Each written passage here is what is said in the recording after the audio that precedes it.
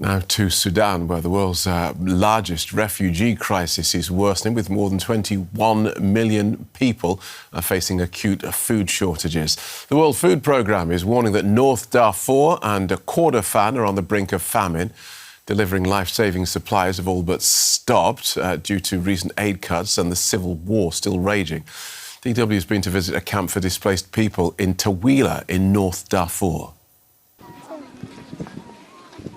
Batoel Sharaf fled Al-Fashir in October last year, when the city fell to Darfur's notorious Rapid Support Forces. Since then, the 60-year-old has been living at this camp for displaced people in Tawila. Like many others, she hasn't been able to get food and supplies from international aid organizations. I ask my neighbors to give me food. The little food I have now, I got from my neighbor, Munira. Sometimes when my neighbors have extra food, they invite me to go and eat with them. The makeshift settlements in Tawila are sprawling. More than 650,000 people currently live here. A local aid worker says the task of feeding everyone is immense. Aid organizations like Plan International are bringing in food. So too are other organizations such as the World Food Programme, the Red Crescent and the German Welthungerhilfe. Many organizations provide food supplies, but it's still not enough. There are simply too many people here. Filling the gap are community kitchens. This one is largely funded by donations from Sudanese individuals and organizations. It feeds about 5,000 people per day. Amira Saleh founded the organization as a women's shelter back in Al-Fashir until she herself had to flee. Her team dishes out 1,000 plates a day, but only one for each family. It's a first-come, first-served basis, and sometimes there isn't enough to go around. We provide food such as rice, and sometimes we make pasta. Additionally, there's meat and vegetables. We also provide lentils and food for children. We also have a project to distribute milk for the children who are sick. But it's extremely difficult to get those supplies in. Pulses and grains are transported from as far as 800 kilometers away, through dangerous territory where drivers face extortion at both Sudanese army and RSF paramilitary checkpoints. This has sent food prices sky high, with a kilo of onions costing as much as $15. And the people need more than just food, says Sally. She wishes she could offer education and protection for girls too, like she did back in Al-Fashir. We would like to build schools, because most of the children are currently not in school.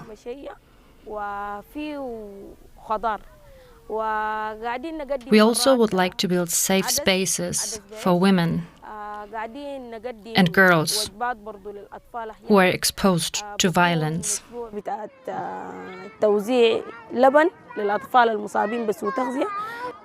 But for now, filling plates with food requires all the energy and funds she has. And while these families have had their day's meal, there are so many other people in need. Well, Karl Schembri is the Norwegian Refugee Council's regional media advisor for East and Southern Africa. He's actually just returned from Sudan. Welcome to DW. What is it about this conflict that is making it such a massive humanitarian disaster? Well, the figures are staggering. We're talking about millions who have had to flee from their homes, their towns, and the places where they thought was safe and had to flee again. We're talking about over 12 million people who are facing desperate hunger conditions. The figures are just shocking.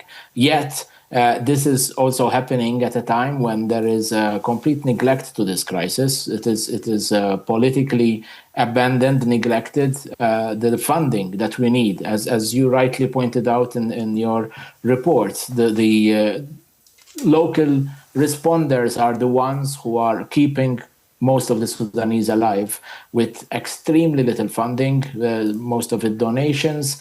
My organization, the Norwegian Refugee Council, teams up and supports as many of them as we can, but it's the numbers that make it impossible to reach at scale. And then there is the fighting, which spares nobody. We've seen it, the atrocities committed across the country.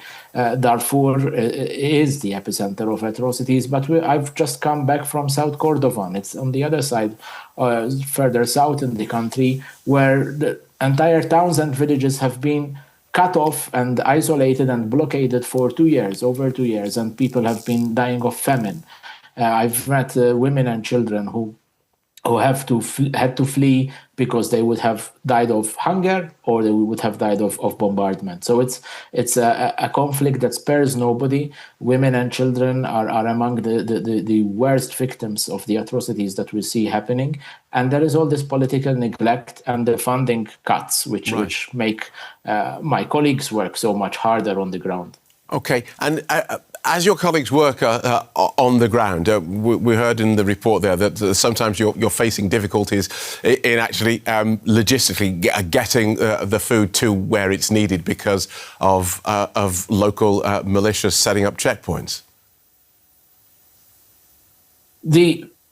A lot in such a conflict scenario. Of course, we will find all sorts of impediments, bureaucratic and military impediments on the ground that make access to aid impossible. Blockades and sieges are one of them. Checkpoints are another tactic to delay aid, to make it more expensive, to even any commercial supplies become then so difficult for the people to buy. They're too expensive, and they make even aid more expensive, if not impossible to access. Like I said, in places like Kadugli and Dilinj, where only a trickle of commercial supplies have gone in, and no aid has been allowed in for years now. So, who benefits from making it more difficult for you to get aid in? I would have, looking at this from outside, you wonder why either side would make it more difficult, would make it easier for people to keep dying. Who benefits from them keeping this aid out? Well, there's clearly a cynical calculation being made somewhere by someone who has enough control over people with weapons on both sides, really, that this might advance their military ends. As a humanitarian, this is just totally unacceptable. It is what is actually making the crisis of Sudan much worse than it could be. And it is what has been begging millions of people for shelter, for some kind of safety, and begging for food and the very basics that we're struggling to provide them with.